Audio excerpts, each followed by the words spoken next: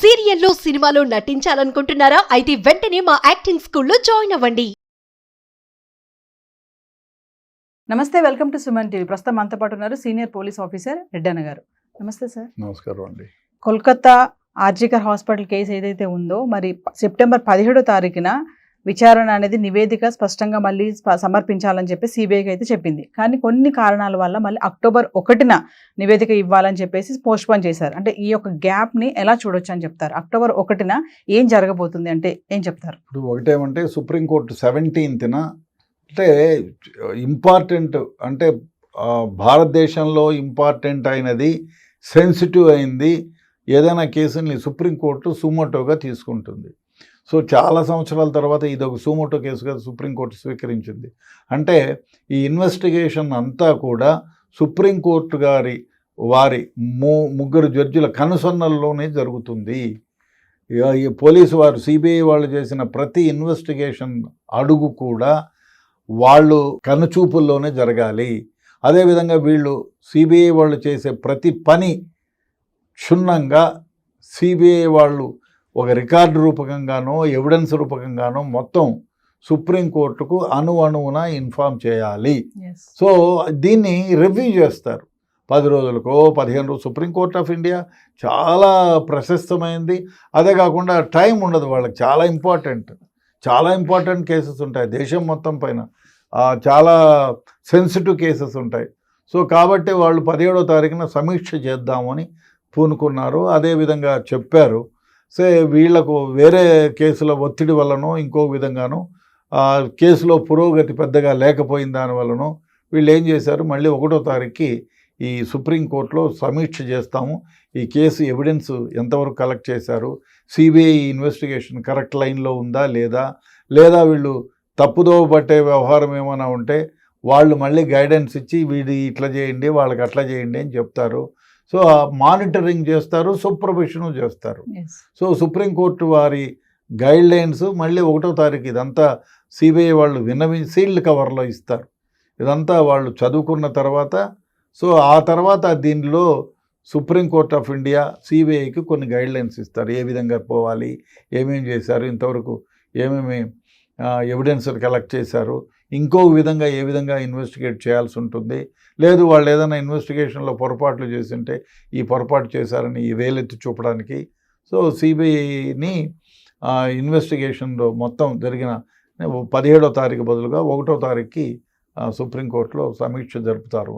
అందుకనే 1వ తారీఖు వేశారు. సరే, ఇప్పుడు చూసుకుంటే ఏదైతే ఇప్పుడు ఈ బ్రేక్ వచ్చిందో 17 తారీఖు అన్నారు, మళ్ళీ అక్టోబర్ 1 అన్నారు. అంటే ఎవరైతే దీని వెనకాల ఇంకా చాలా మంది ఉన్నారని మనం ఫస్ట్ నుంచి అనుకుంటున్నాం. దీంట్లో 10 మంది ఉన్నారు, 11 మంది ఉన్నారు, బ్యాక్గ్రౌండ్లో చాలా మెంబర్స్ ఉన్నారు. అంటే వాళ్ళందరికీ కూడా ఒక టైం దొరికింది అంటే ఏం చెప్తారు ఈ వచ్చిన బ్రేక్ వల్ల? 2 విధాలుగా అనుకోవచ్చు. ఒకటి, సుప్రీంకోర్టులో 17వ తారీఖుకి వచ్చినటువంటి మెటీరియల్ ఏదైతే ఉందో అది చాలా తక్కువ పురోగతి సాధించింది.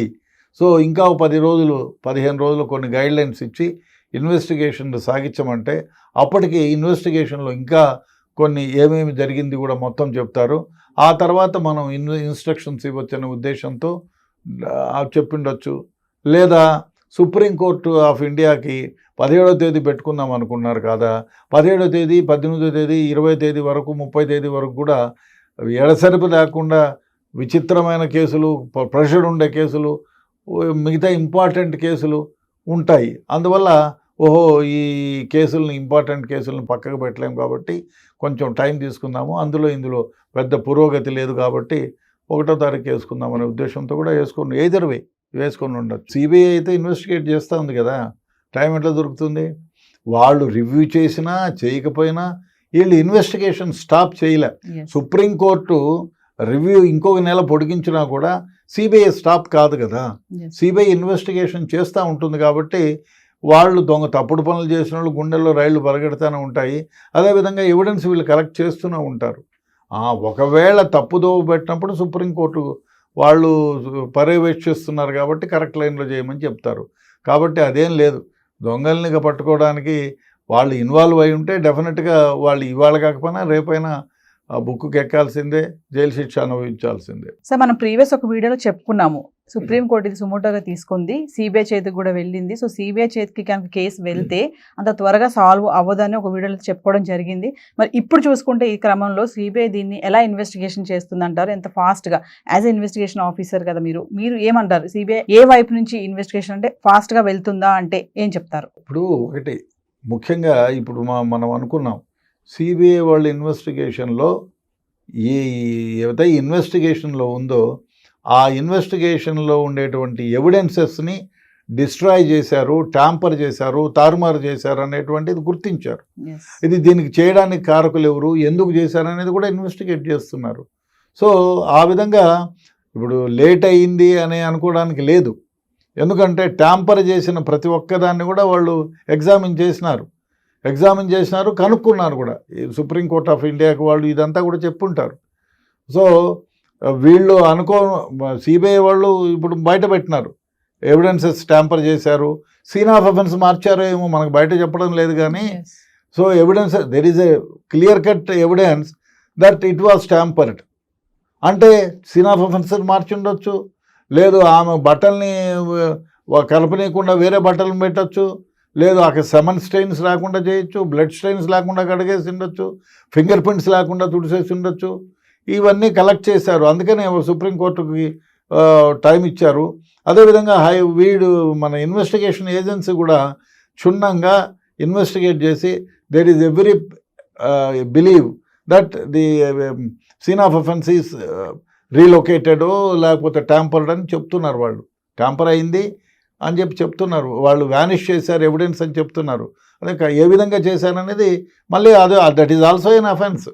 మీరు screening of the offence is also a big offence. దానికి 10 ఏళ్ళు జైలు శిక్ష పడుతుంది.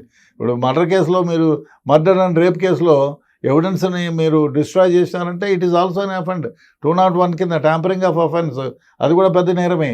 కాబట్టి ఇవన్నీ కూడా కలెక్ట్ చేస్తాను. ఇప్పుడు మీరు నేరారోపణ చేయబడిన వ్యక్తి నువ్వు మర్డర్ కేసులో ఇన్వాల్వ్ కాకపోయినా సీన్ ఆఫ్ అఫెన్స్ తుడిచేసిన దాంట్లో ఇరుక్కుంటావు, నువ్వు 10 ఏళ్ళు జైలు శిక్ష వస్తుంది. దాంట్లో లేకపోయినా దీంట్లో వస్తుంది. కాబట్టి ఎయిదర్ వే తుడిచినోడు ముద్దాయి కిందకు వస్తాడు, చేసినోడు ముద్దాయి కిందకు వస్తాడు.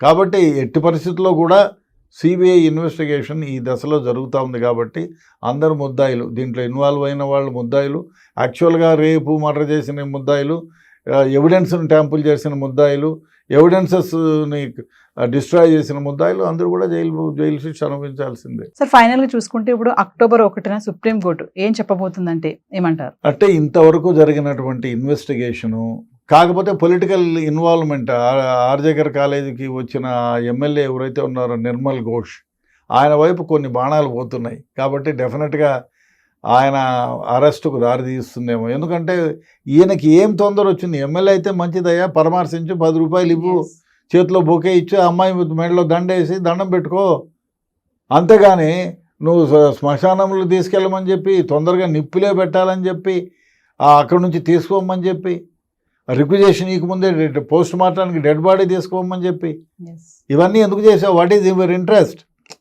మీరు అది ఎమ్మెల్యేగా సంపత్తి, ఎస్ ప్రతి ఒక్కళ్ళు వెళ్ళాల్సిందే, సానుభూతి వాక్యాలు పరకాల్సిందే, వాళ్లకు మారల్గా అండగా నిలబడాల్సిందే. కానీ నువ్వు చేసే అన్ని వెదవ పనులే కదా, ఓవర్ యాక్షన్ చేసి అంతే కదా. మీరు డెడ్ బాడీని తొందరగా తీసుకెళ్ళమని, రిక్విజేషన్ లేకపోయినా పర్వాలేదు పోబాయా, డెడ్ బాడీని తీసుకుపోయి పిఎం చేయమని, ఆ పిఎం రిక్విజేషన్ ఇంతవరకు కనపడలేదు.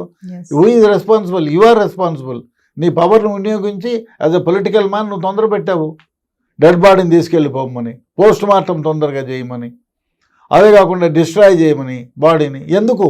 What is your interest? నీ ఇంట్రెస్ట్ ఎంతవరకు? ఎస్, నీ ఇలాఖాలో ఉండే ప్రజల్ని నువ్వు పోయి ఓదార్చాల్సిన ధర్మం నీకుంది. పోవాలా, ఓదార్చాలా, వీలైతే సహకారం చేయాలా, లేదు 10 రూపాయలు తక్కువ వస్తే ఇవ్వాలా, 10 మంది మనుషులకు చెప్పాలా, ఏదో అట్లాంటి వరకే. కానీ తొందరగా తీసుకెళ్ళిపో, నిప్పు పెట్టి కాల్చేసాయి, అది నీ పని కాదు కదా. అంటే దీనికి అన్నిటికీ కారణం ఏమిటి? నీ వెనకాల నువ్వు ఈ విధంగా ముందరకు తోస్తున్నావంటే you are interested. Why you are interested అంటే నువ్వు ఈ క్రైమ్తో సంబంధం ఉంది, అంతే. ఫైనల్గా అదే వస్తుంది.